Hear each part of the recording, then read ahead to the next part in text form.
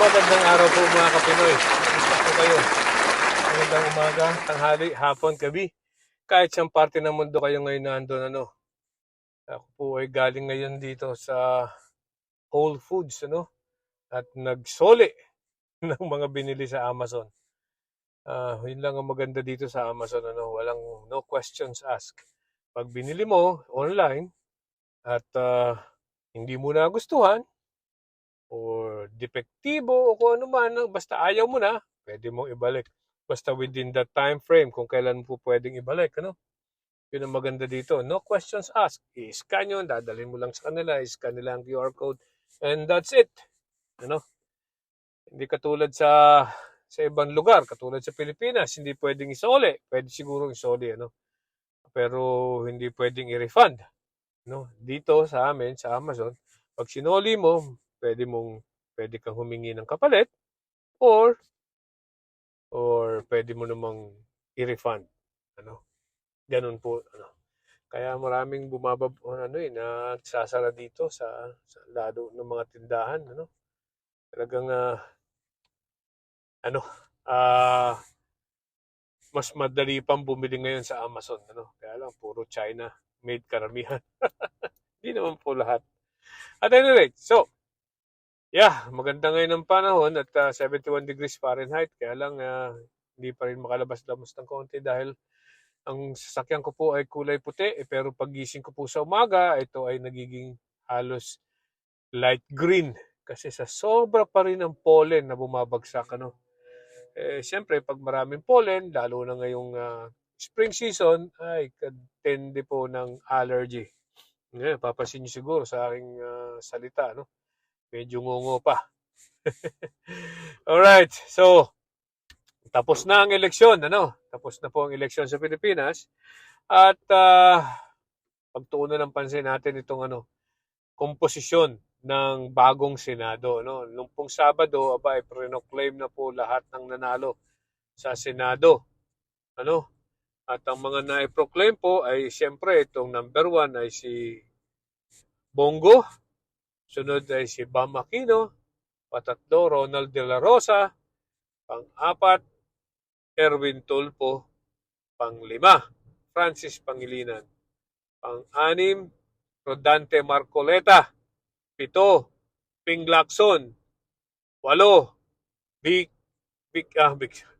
Tito Soto, 9 Pia Cayetano, 10 Camille Villar, 11 si Lito Lapid, at ang huling-huli ay si Amy Marcos. Okay.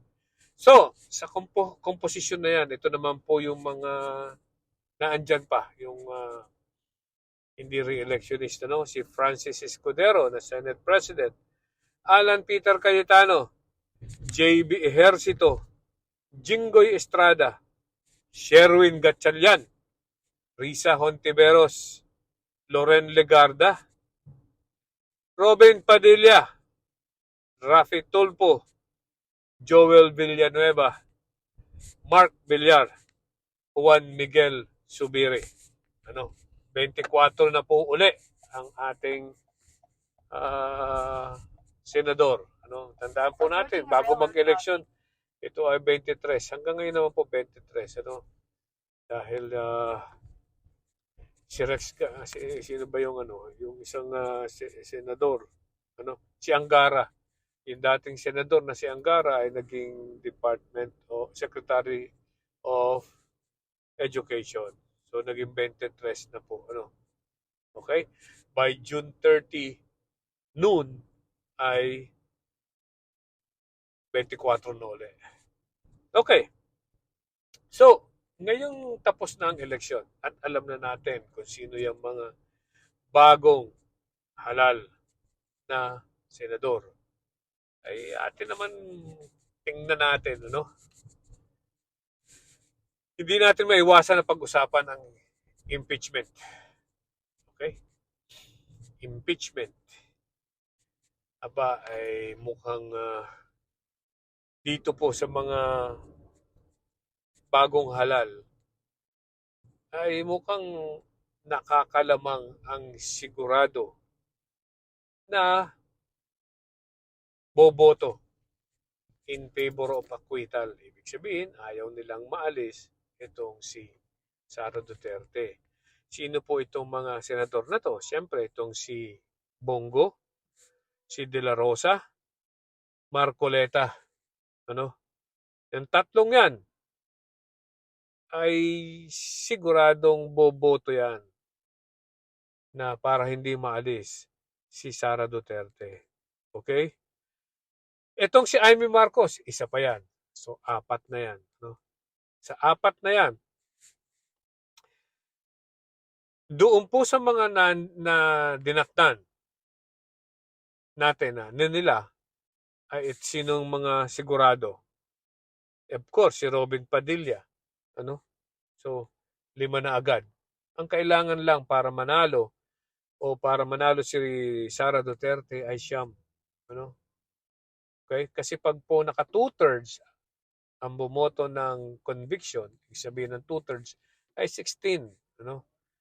Ay pag naibumoto po ng 2/3 o 16 ay sigurado pong ano na, convicted or tanggal si Sara Duterte. Pero pag naka-siyam po, pag naka-siyam ang grupo ni Sara, hindi mako-convict, ano. Tuloy pa rin siya dyan sa being Vice President. So sinabi na natin yung 5, si Bongo, De La Rosa, Marcoleta, Amy Marcos, at si Robin Padilla. 4 na lang. 4 na lang ang kailangan ni Sara Duterte. Ano? Para makalusot siya sa impeachment. Siyempre, ilan yun? Bale, 19 pa. Ano? Sa 19 ba naman ay hindi pa makakaapat si Sara Duterte? Sino ba yung maaari pang kumampi sa kanya? Itong si Villar. Ano? Si Camille Villar, in-endorse po niya yan. Ano? In-endorse ni Sara Duterte noong sa eleksyon. At dinala rin si Camille Villar sa ang tawag dito, sa Mindanao. So, most probably boboto yan in favor of Sara. Ay siyempre, pag bumoto yan in favor of Sara, kasama yung kanyang kapatid na si Mark Villar. So, my God, 7 na agad. So, 2 na lang. Acquitted na si Sara Duterte. So, sino pa? Pag-usapan natin ang Cayetano. No? Si Alan Peter Cayetano ay tumakbo bilang Vice Presidente ni Rodrigo Duterte noong 2016. At ipinagtanggol pa po niya ng maayos ito during his term. Di ba? So, ibig sabihin, ito ay siyempre in favor of Sara Duterte. Anak yan ni Digong na pinagkakautangan ng loob ni Alan Peter. Ay di, siyempre, buboto siya. Ano? Kay Sara, sa acquittal kay Sara. So, kung si Alan Peter Cayetano ay for Sara, paano na lang po itong si Pia? Magkapatid din po ito.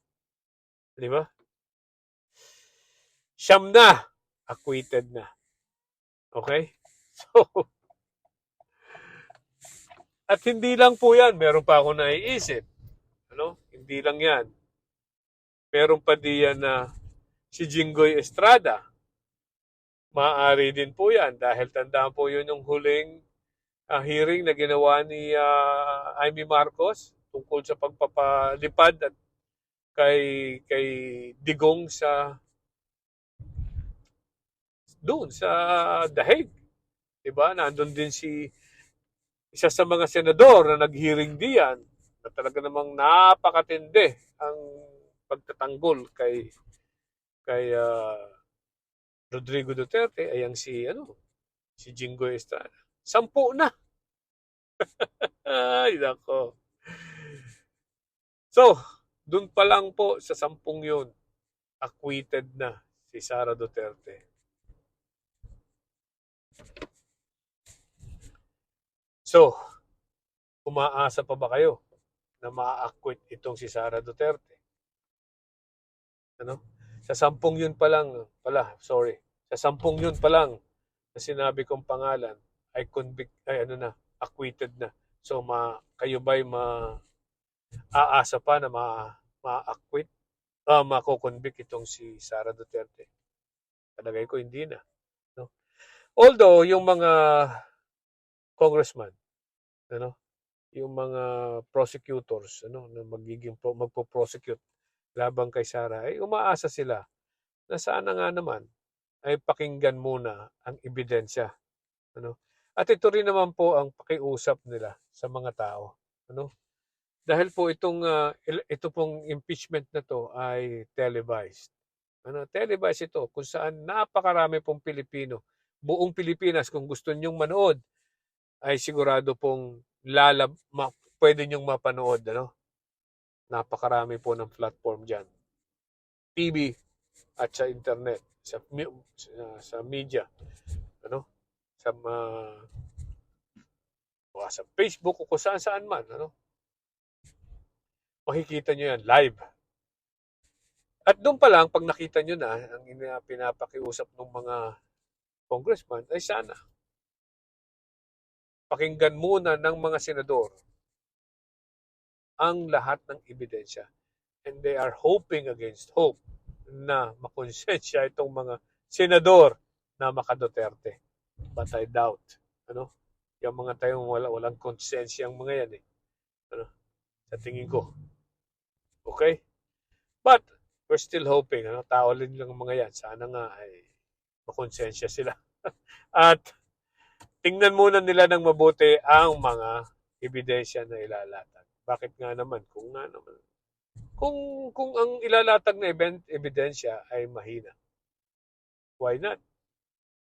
Pawalan sala nyo si Sara Duterte. Pero kung meron po may ebidensya na po pwedeng magpatunay na nagkamali itong si Sara Duterte, eh dapat naman i-convict. No? Yun lang naman ang pakiusap. No? So, pero alam po naman natin na ang impeachment is a political exercise. So, number games po yan. Numbers game pa. So, tingnan natin. Ano? Sana. Umasa na lang tayo ng milagro. Alright? Magandang araw po. Bye-bye.